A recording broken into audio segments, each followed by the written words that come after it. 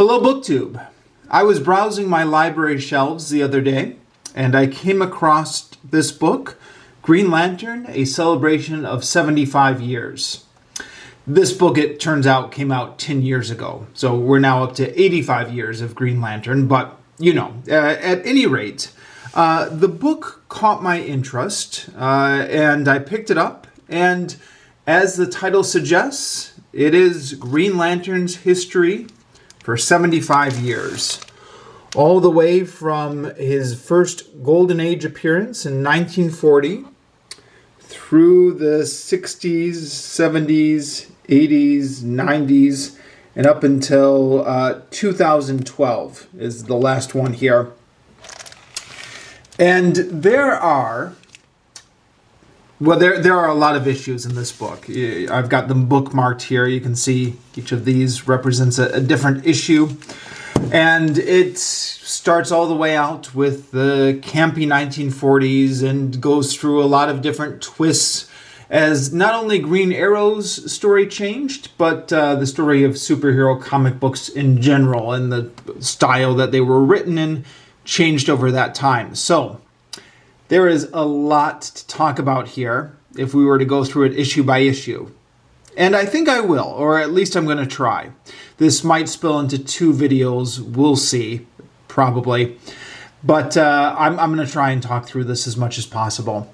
Now, in order to talk about my impressions of these books, I think I'm going to have to give a brief background to my history with Green Lantern. So I'll try and make this very quick. But my history with comic books in general, I was a DC Comics fan ever since I watched Super Friends as a very young boy. Or at least I was a fan of the DC superheroes. I wasn't actually allowed to read the comics. I didn't actually get into reading the comics until I was about 15, 16, because my parents, when they didn't outright forbid them, certainly didn't encourage them. I didn't have any older brother or uncles who had comic book collections the way a lot of people get into it. So I started off just buying comics in the, around the 93, 94 era, and did it for a couple years, and then as you do, grew out of it, got sick of it, and stopped reading comics at that time. Now, for those of you old enough to remember, comic book collecting was a little bit different at that time. There was no Wikipedia to look up the history of these guys. You just had to grab some issues, try and piece together the story as best you could. You found back issues where you could, but those were often expensive. There was a 3 for $1 bin at my local comic book store. I think this was a common thing. And you could often find some interesting stuff in there. And as I've talked about on this channel before, that's how I discovered the Teen Titans, the new Teen Titans, which were, there's a whole run of those in the 3 for $1 bin at my comic book store. But people were hanging on to their Green Lantern comics. I was not able to pick up many of those in the 3 for $1 bin. Also, this was the era before both DC and Marvel Comics were reprinting their old collections and graphic novel editions like this. I mean, there was some of it, but not like there is today. It was difficult to get them out of the library, etc. So I was interested in Green Lantern. I couldn't find many of his comics in the 3 for $1 bin, which is where I got most of my comics. But I knew the character from Super Friends, and I knew he was popular in that he had a popular monthly magazine that had been in print for years and was one of DC's stable superheroes. And I was interested to see what made him so popular. The Green Lantern ring, to my mind, was both intriguing in the sense that it could manifest itself into anything, and I guess there are a lot of story possibilities there. But it also seemed like it was such an omnipotent superpower that it made me wonder, how could you build in dramatic tension when Green Arrow can just zap the bad guys with his superpowered ring all the time? Of course, I guess you could raise that question about a lot of superheroes. But I was curious as to what the Green Lantern comics were like. I bought a few of them back in the day. It was difficult to buy everything. Comic books were expensive. My allowance was meager at that time, and I every week when I went to the comic book shop, I just had to choose, 2 or 3. So you couldn't read everything, but I bought a few of them, but I never really got into it. Now, when Wikipedia and the internet started to come onto its own, it was possible to look a lot of this stuff up, and I did spend a lot of time on Wikipedia around 2006 or so, reading up on the history of all these superhero comics who I was only able to grab pieces of in the pre-internet era. I didn't really get back into reading comics until I got more into BookTube and was inspired by people like Steve Donahue and Michael K. Vaughan, who read a lot of books and also read a lot of comics on their channel, and kind of on their influence, I've gotten back into reading and reviewing comics. So yeah, that's my story. That's my background. And I'm going to discuss these as best I can. But I'm sure there's somebody out there who knows more than me. So feel free to chime in the comments and let me know what I'm getting wrong. Anyways, we start off. There's a brief introduction before each time period. A very brief. I think most readers will want to know more, but I guess that's what Wikipedia is for. So we start off with the very first Green Lantern comic, which is not Hal Jordan. It was originally Scott Allen. So this is from 1940, and it is pretty terrible. So whenever I read comics, especially superhero comics from the 1940s, I always find they're a slog to read. They're interesting for their historical value, pop culture history, but they are not entertaining. And for years, I tried to rationalize this as the 1940s just having a different sensibility. Storytelling styles were different, attention spans were different, the expectations were different, etc. But, reading through this, I'm starting to think maybe a lot of these comics were just really bad. They were just written for children by untalented hacks, and it was before comic books had become more of a respectable industry, so expectations were low. So the first issue here, you think, oh boy, this is going to be a slog to get through all 75 years of Green Lantern's history. But then the next one is actually better. Now, being that this is just a few select issues, you can't go through all of Green Lantern's history in the 1940s. You just have to select ones, and I'm assuming the editors selected the ones that they thought were the best. Aside from the origin one, I mean, you have to put in the first issue. But after that, I'm assuming they selected ones they thought were the best. So we have an interesting one here where the author is breaking through the fourth wall by introducing himself to the readers, telling a story and then exploring multiple possible ways that story could play out. Even the author is interacting with the characters here. Green Lantern, by this point in his continuity, has acquired a sidekick, Dobie Dickles, who, if I ever knew about him, I had forgotten. So, that went to Wikipedia to look him up. Frequently, when you're reading these, you stop to go to Wikipedia to look various things up. That was interesting. And then the next one was the origin of Streak the Wonder Dog, who I guess became another one of Green Lantern's sidekicks, or part of the Green Lantern family. This is his origin story. It's mildly interesting. And then that is all of what is known as the Golden Age of Green Lantern. Now, if you know your comic book history, if you don't know, they explain it briefly here in the introduction to Part 2.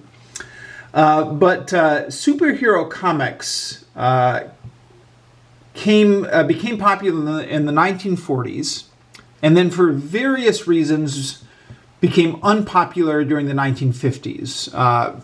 People were still buying comics, but the genres shifted to horror comics, Western comics, funny animal comics, romance comics. And a number of the superhero comics were canceled, including Green Arrow. And then they were relaunched in the 1960s. And a lot of the characters were just completely recreated. So this is the Green Lantern that we know today, or I guess when I say we, I mean people of my generation perhaps, Hal Jordan. So the previous Green Lantern was Scott Allen. He discovered that his Green Lantern was like a magical Chinese element. But the editor at DC at the time was into science fiction, so we get a science fiction origin for Green Lantern, and we pretend, at least for a while, that the previous Green Lantern never existed. And we just redo the story completely. Now Green Lantern is an international space corps. One of the Green Lanterns dies on Earth, and so Hal Jordan gets the ring, and this is the origin story of the Silver Age Green Lantern. The origin story is pretty boring. I guess origin stories tend to be boring, at least in this period of comics. But then we get into the actual stories. And again, I'm assuming the editors picked out some of the better ones. So we get the first one with Sinestro. Sinestro is one of the most famous villains of Green Lantern. Now, I'm going to jump backwards here. I'm going to quibble a little bit with the editors here. When they introduced Sinestro, what did they say? Give me a moment to find it. Yes, Sinestro, a disgraced former Green Lantern who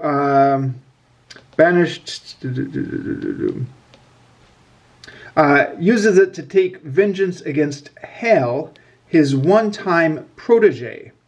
So Hal is a protege of Sinestro. Now, when we get Sinestro introduced here in his first story, there is no indication that he was ever the mentor of Hal or that Hal was ever his protege. So you go to Wikipedia, and it turns out that this was a retcon.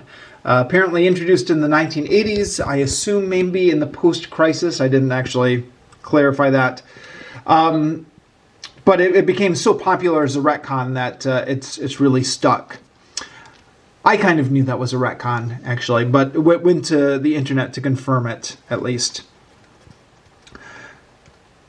Anyways, this is the first appearance of Sinestro. We also have Pieface, Green Lantern's sidekick, who is an Inuit, or as I guess maybe he would have been called at this time, an Eskimo. I guess he jumping fish hooks, great aura, talks in cliches.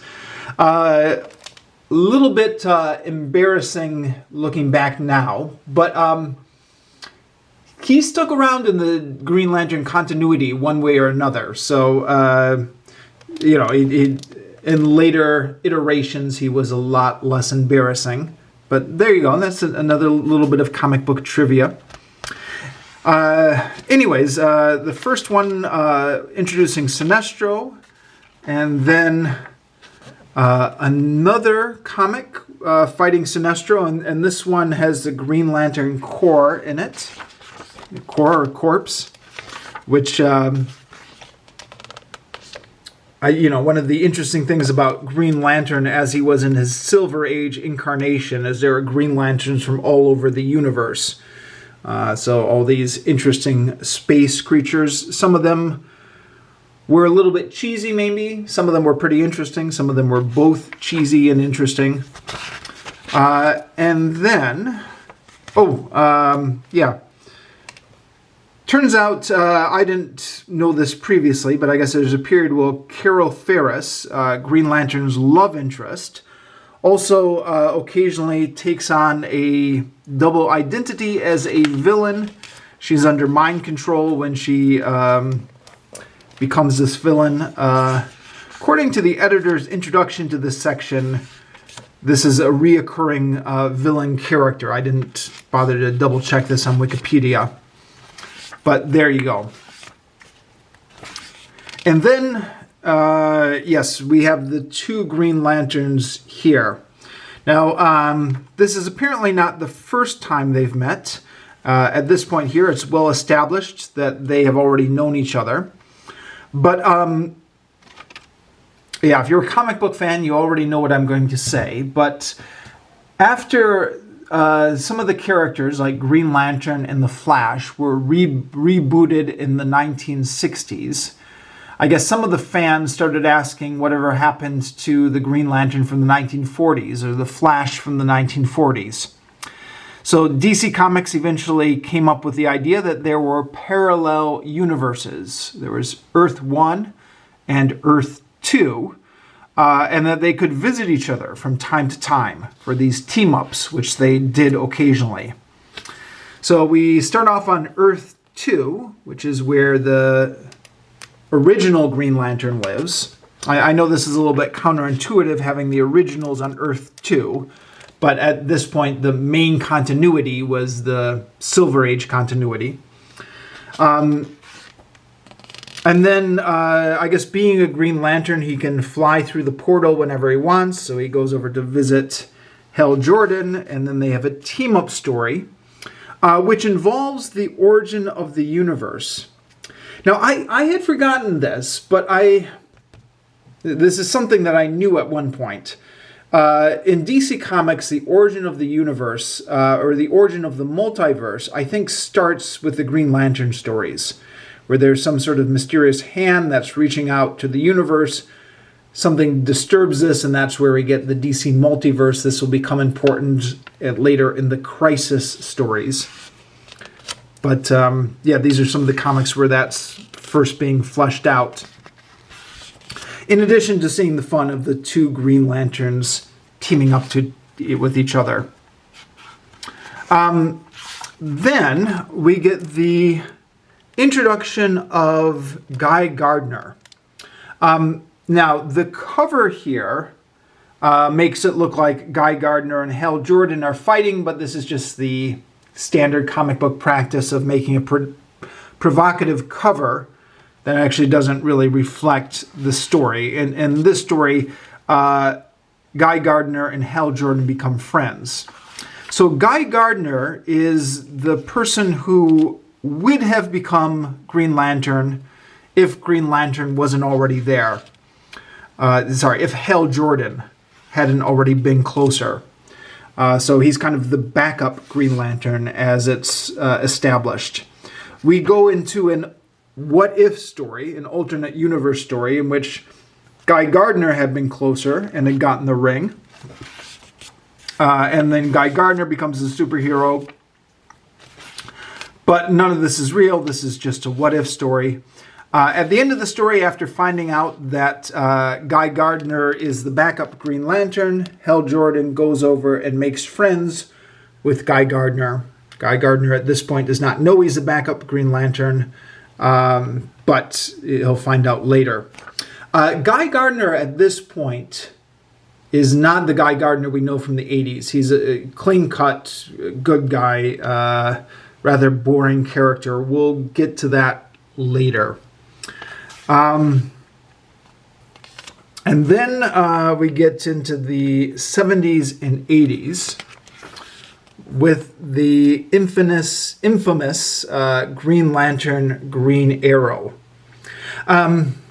Apologies in advance if I mix up the names while I'm talking, or if I I worry I'm going to say Green Arrow when I mean Green Lantern and vice versa, if I haven't already been doing that. But anyways.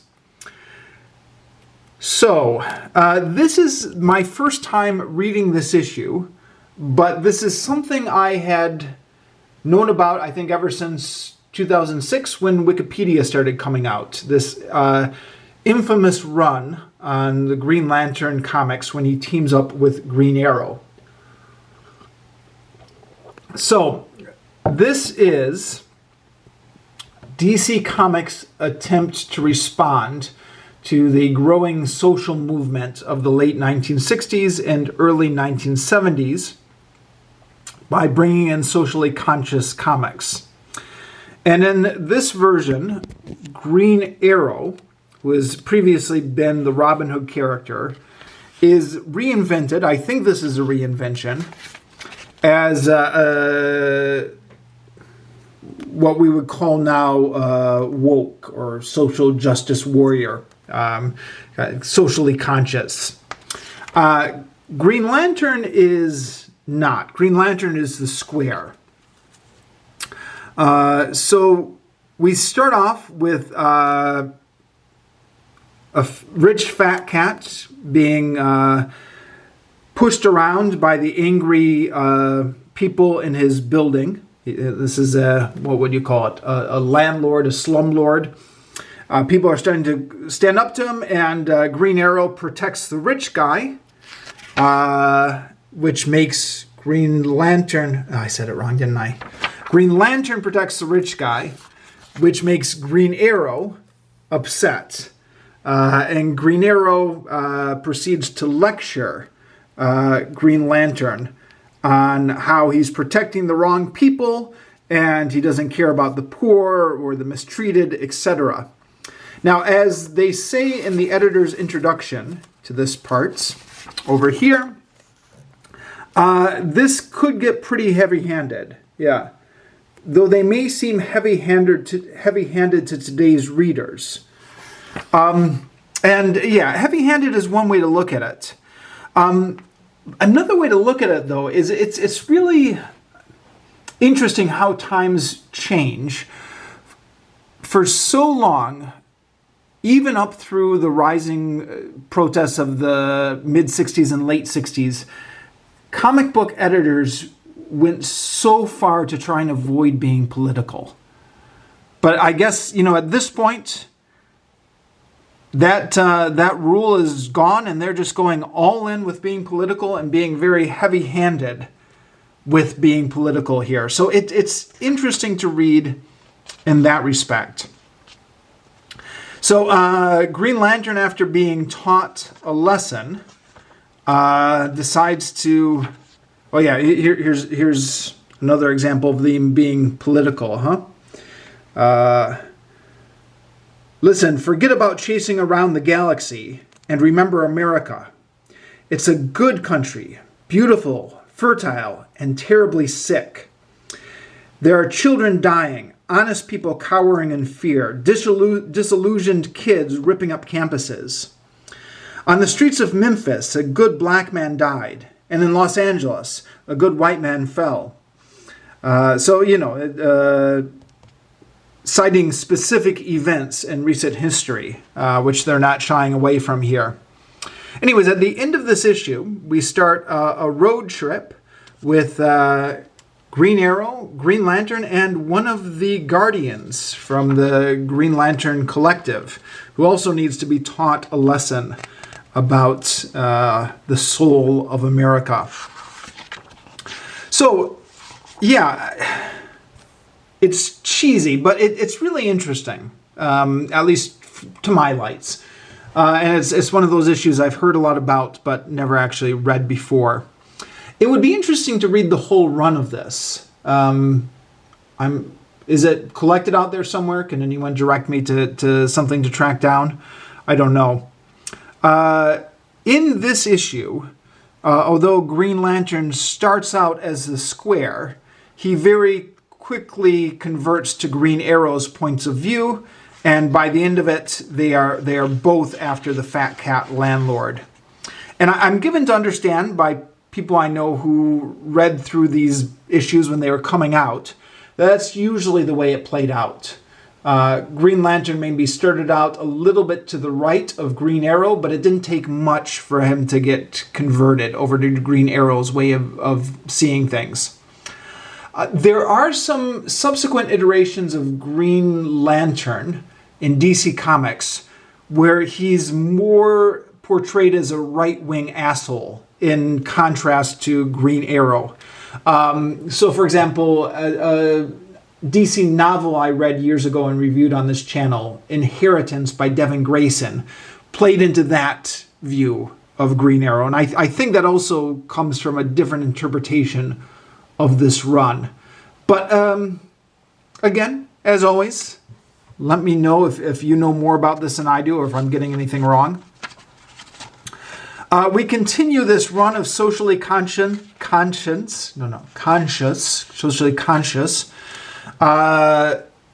with another Green Lantern, Green Arrow issue, in which Green Arrow does not actually appear. Oh, something maybe I should make clear. This is Green Arrow going into Green Lantern's comic, not vice versa.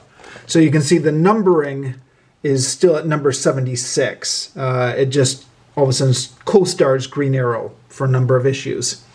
And I think that would play into the interpretation that Green Lantern is not the asshole in these issues because it's his own magazine at this point. So he's still a sympathetic character, but a sympathetic character who needs to be taught some lessons. So Green Arrow is not appearing in this issue for whatever reason, but it still is a very socially conscious, preachy issue. And this one is the introduction of a black Green Lantern. So Guy Gardner, who is still here being portrayed as a noble superhero, gets hit by a bus while he's trying to save a girl from falling off a cliff because of the earthquake.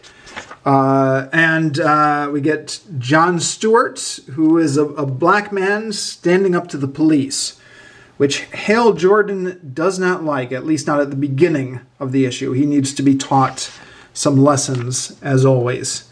But the Guardians have selected John Stewart for the next backup Green Lantern. So as the Guardian says here, he has all due qualifications and we are not interested in your petty bigotries. Ouch. The story revolves around a senator running for president who I think is supposed to be just a stand-in for George Wallace. And again, they're not shying away from being political here. He's giving very racist speeches. So understand, I have nothing against the darkies, but it's a scientific fact their brains are smaller than normal because of their limited intelligence. Sorry, I read that wrong. Because of their limited intelligence is the next line. Anyways, there's it looks like an assassination attempt, which fools Hal Jordan. But John Stewart realizes that this whole thing is staged, and in the end, Hal Jordan has to admit he's wrong. I'll admit, John, your style turned me off. I was more than ready to stick blame on you. So they're still a little bit at odds here, but have grown to respect each other. Okay, I'm going to have to stop things here because 30 minutes is my the limit I can record on this camera. I'm going to go into two parts because we are only halfway through this book and there's lots more to talk about. So if you find this interesting, feel free to join me in part 2.